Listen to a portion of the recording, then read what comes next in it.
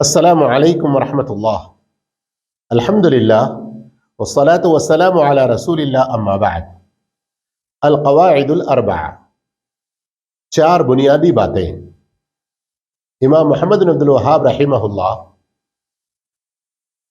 دوسرے قاعدے میں فرماتے ہیں، یعنی چار قواعد، چار بنیادی باتوں میں سے دوسری بنیادی بات، مشرکین مکہ جن سے اللہ کے رسول صلی اللہ علیہ وسلم نے قتال کیا، توحید ربوبیت کو ماننے کے باوجود جو مسلمان نہ ہو سکے، انہوں نے اللہ کے ساتھ کیا شرک کا کام کیا تھا، اس کو اس دوسرے قاعدے میں بیان کر رہے ہیں۔ انہم یقولون ما دعوناہم وتوجہنا الیہم الا لطلب القربۃ والشفاعہ۔ مشرکین مکہ اللہ کے علاوہ کچھ لوگوں کو اللہ کا ولی بنا لیے تھے، اور ان ولیوں کے بارے میں کیا کہتے تھے کہ ہم ان کی جو عبادت کر رہے ہیں، ہم ان سے جو دعائیں کر رہے ہیں، ان کی طرف کچھ ہماری جو توجہ ہوئی ہے وہ صرف اور صرف اس لیے کہ ہم چاہتے ہیں کہ یہ لوگ ہم کو اللہ کے قریب کر دیں، یہ لوگ اللہ کے پاس ہماری سفارش کر دیں۔ پھر ان کی اس بات پر امام محمد بن عبد الوہاب رحمہ اللہ قرآن سے دلیل لاتے ہیں۔ سورۃ الزمر آیت نمبر 3، اللہ عز و جل فرماتا ہے، والذین اتخذوا من دونہ اولیاء، جنہوں نے اللہ کو چھوڑ کر دوسروں کو اولیاء بنا لیا، وہ کیا کہتے ہیں؟ ما نعبدہم الا لیقربونا الی اللہ زلفیٰ، ہم عبادت کے کچھ کام ان کے پاس جو کرتے ہیں وہ اس لیے کہ وہ ہم کو اللہ کے قریب کر دے۔ اللہ فرماتا ہے، ان اللہ یحکم بینہم فیما ہم فیہ یختلفون، بے شک اللہ تعالی ان کے درمیان میں جو کچھ اختلاف ہے، جس چیز میں وہ اختلاف کر رہے ہیں، اس اختلاف کا صحیح فیصلہ فرمائے گا۔ ان اللہ لا یہدی من ہوا کاذب کفار، اور اللہ تعالیٰ ایسے لوگوں کو ہدایت نہیں دیتا جو جھوٹے ہیں، کفار ہیں، ناشکرے ہیں، کفر کرنے والے، انکار کرنے والے ہیں۔ اب ذرا اس آیت کا اچھی طرح سے مطلب سمجھ لیجئے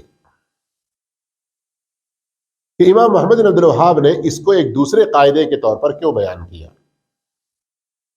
آج بھی ہمارے بہت سارے مسلمان جو اللہ کو اپنا رب مانتے ہیں، اسی اللہ کے لیے کچھ نمازیں بھی پڑھ لیتے ہیں، کچھ دوسرے نیک کام بھی کرتے ہیں، لیکن اللہ کے علاوہ دوسروں کو اپنا کچھ اولیاء بنا لیا ہے۔ انہوں نے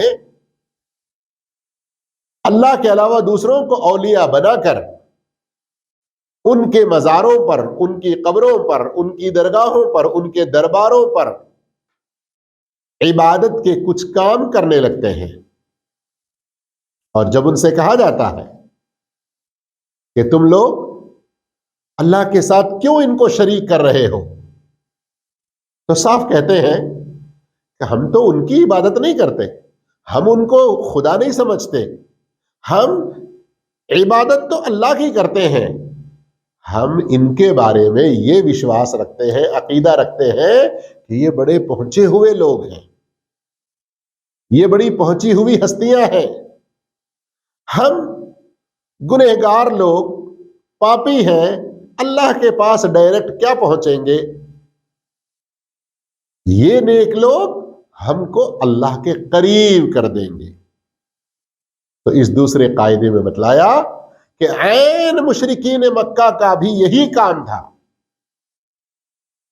مشرکین مکہ اللہ ہی کو رب، رازق، مالک، خالق، مدبر سب کچھ مانتے تھے، لیکن کچھ دوسرے نیک لوگوں کو اولیاء بنا کر ان کے بارے میں ٹھیک اسی طرح کا عقیدہ رکھتے تھے کہ وہ نیک لوگ ہمیں اللہ کے قریب کریں گے۔ تو اللہ تعالی اس آیت میں ان کے اس عقیدے کو باطل قرار دے رہا ہے، ان کے اس عقیدے کو غلط قرار دے رہا ہے۔ کیسے؟ ذرا غور فرمائیے۔ اور شیطان کی چال بازی، اس کی شاطرانہ انسانوں کو گمراہ کرنے کی جو چالیں ہیں، اس پر ذرا غور کر کے اپنے آپ کو بچانے کی کوشش کیجیے۔ جس درخت سے اللہ تعالیٰ نے آدم علیہ السلام کو منع کیا تھا، اسی درخت کے بارے میں وسوسہ ڈالا کہ تم اس درخت سے کھاؤ گے تو ہمیشہ ہمیشہ جنت میں رہو گے، تم فرشتے بن جاؤ گے۔ کیسے وسوسہ ڈالا دیکھیے۔ اب اللہ رب العالمین نے بیچ میں کسی کا وسیلہ واسطہ لیے بغیر تم جتنے بھی گنہگار اور پاپی ہو، ڈائریکٹ مجھ سے دعا کرو، مجھ سے طلب کرو، مجھ سے عاجزی اور گریہ زاری کرو، میرے تک پہنچنے کی ڈائریکٹ کوشش کرو، بیچ میں کسی کا واسطہ وسیلہ نہ لگاؤ۔ اور شیطان نے انسانوں کو وہی کام کروا رہا ہے، کیا کہہ کر کہ تم تو بڑے گنہگار ہو، پاپی ہو، ڈائریکٹ اللہ کے پاس کیا پہنچ سکتے ہو؟ یہ بڑے نیک لوگ ہیں، اللہ کے اولیاء ہیں، ان کے واسطے سے تم پہنچو۔ تو آج کے ہمارے مسلمان بھائیوں کو جب کہا جاتا ہے کہ یہ شرک کا کام ہے اور آیتیں پڑھ کر سمجھائی جاتی ہیں، تو کہتے ہیں کہ مکے والے لوگ تو بتوں کی پوجا کرتے تھے، کافر لوگ تھے، وہ ان پر آیتیں اتری اور ان کو اللہ رب العالمین نے غلط قرار دیا، وہ آیتیں ہمارے اوپر کیوں فٹ کر رہے ہو؟ تو یہاں سمجھایا جا رہا ہے کہ مشرکین مکہ کا عین یہی کام تھا کہ وہ اللہ کے سوا لات، عزا، منات وغیرہ کے بارے میں، وہ پیدا کرنے والے، وہ روزی دینے والے، اس طرح کے عقیدہ نہیں رکھتے تھے، بلکہ ان نیک لوگوں کے بارے میں عقیدہ رکھتے تھے کہ یہ ہمیں اللہ کے قریب کریں گے۔ تو اللہ کہہ رہا ہے نبی کے سچے راستے سے ہٹ کر تم نے جو اختلاف کیا، اس کا فیصلہ اللہ خود فرمائے گا۔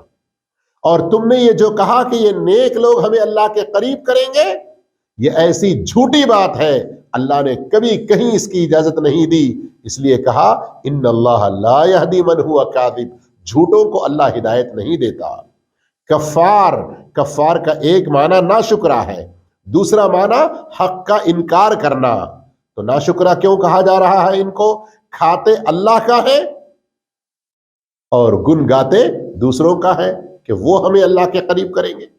اللہ تو کہتا ہے کہ تم خود میرے قریب آ جاؤ، وَنَحْنُ أَقْرَبُ إِلَيْهِ مِنْ حَبْلِ الْوَرِيدِ، ہم تو تمہاری شیرگ کے قریب ہیں، تم خود ہمارے قریب آ جاؤ عبادت کے ذریعے۔ لیکن ہمارے لوگ کہتے ہیں کہ نہیں، نیک لوگوں کے واسطے سے آئیں گے۔ تو اللہ رب العالمین کہہ رہا ہے کہ ناشکرے ہو۔ اور حق کا انکار کیا ہے؟ اللہ نے کہا ادعونی استجب لکم، تم مجھ سے دعا کرو ڈائریکٹ، میں تمہاری دعا کو قبول کروں گا۔ اب یہ کہتے ہیں کہ نہیں، بیچ میں یہ وسیلہ اور واسطہ چاہیے۔ آ رہی سمجھ میں بات؟ اور ایک بہت بڑی چونکا دینے والی بات آیت کے اخیر میں، ان اللہ لا یہدی من ہوا کاذب کفار، جو اللہ کے بارے میں ایسی جھوٹی باتیں گڑھے اور اللہ تک پہنچنے کے لیے اللہ نے جو شارٹ کٹ ڈائریکٹ راستہ بتایا ہے، اس کو چھوڑ کر اپنی منمانی کچھ راستے بنا لے، ایسوں کو ہدایت نہیں ملتی۔ انا للہ، اللہ اکبر۔ یہ نقطہ سمجھ رہے ہیں آپ؟ اصل کیا بات ہے؟ ہدایت کیوں نہیں ملتی ان کو؟ اس لیے کہ ان کے دلوں میں عظمت جیسی اللہ کی ہونی چاہیے ویسی نہیں ہے، بلکہ اپنے ان اولیاء کے بارے میں بڑی عظمتیں ان کے دلوں میں ہیں۔ اس لیے جب اللہ کے علاوہ ان لوگوں کا ذکر کیا جاتا ہے تو ان کے دل خوشی سے جھوم اڑتے ہیں، اور جب ایک اللہ کی طرف ان کو بلایا جاتا ہے تو اشمئزت، ان کے دل سکڑ جاتے ہیں۔ چونکہ اللہ کی عظمت ان کے دلوں میں جگہ نہیں پائی اور اللہ رب العالمین کی سچی بات کی طرف ان کو رہنمائی نہیں مل رہی ہے۔ جب وہ اللہ کی عظمت کو سمجھیں گے اور اپنے ان بزرگان دین، اپنے ان نیک لوگوں اور اولیاء کی حقیقت کو بھی سمجھیں گے کہ وہ ہمارے کچھ کام نہیں آ سکتے آخرت میں، تو پھر ہدایت پا سکتے ہیں۔ لیکن جب تک وہ ان کا دل انہی لوگوں میں اٹکا رہے گا، ادھر سے جتنی آیتیں ان کو سنائی جائیں، جتنے اللہ کے رسول کی بات سنائی جائے، ہدایت کی طرف ان کے دل نہیں آتے۔ اللہ بچا کے رکھے اسی حالت سے۔ مشرکین مکہ ان نیک لوگوں کے بارے میں عقیدہ رکھتے تھے کہ وہ ہماری اللہ کے پاس سفارش کریں گے۔ اس بات کا ذکر اللہ تعالیٰ نے سورۃ یونس آیت نمبر 18 میں فرمایا، وَيَعْبُدُونَ مِن دُونِ اللَّهِ مَا لَا يَضُرُّهُمْ وَلَا يَنفَعُهُمْ، وہ لوگ اللہ کو چھوڑ کر ایسوں کی عبادت کر رہے ہیں جو نہ انہیں کچھ نقصان پہنچا سکتے ہیں نہ انہیں کچھ نفع پہنچا سکتے ہیں۔ وَيَقُولُونَ، اور کہتے ہیں، هَؤُلَاءِ شُفَعَاؤُنَا عِندَ اللَّهِ، یہ لوگ اللہ کے پاس ہمارے سفارشی ہوں گے۔ اب ذرا اس آیت پر بھی اگر غور کریں گے آپ، اللہ رب العالمین نے ان مشرکین مکہ کے بارے میں فرمایا کہ جن نیک لوگوں کو انہوں نے اللہ کے برابر کھڑا کر کے اولیاء بنا کر ان کے پاس عبادت کے کچھ کام کرتے تھے، ایسا کیوں کر رہے ہو ان سے کہا جاتا تو کہتے کہ یہ ہمارے اللہ کے پاس سفارشی بنیں گے۔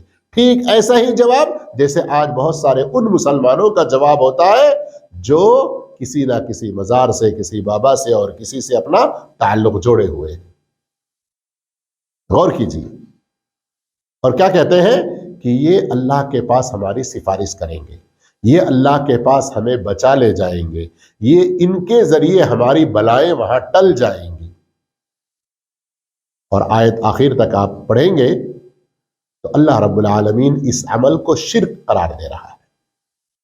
اس عمل کو کیوں کہ اللہ رب العالمین نے اس طرح بیچ میں کسی کو وسیلہ واسطہ بنا کر وہ سفارش کریں گے سمجھ کر، سفارش کریں گے سمجھ کر ان سے اپنا عقیدت اور اپنا تعلق جوڑے رکھنا، اسی سے تو منع کیا ہے۔ نوح علیہ السلام سے لے کر جتنے سارے انبیاء آئے ہیں محمد صلی اللہ علیہ وسلم تک، سب نے۔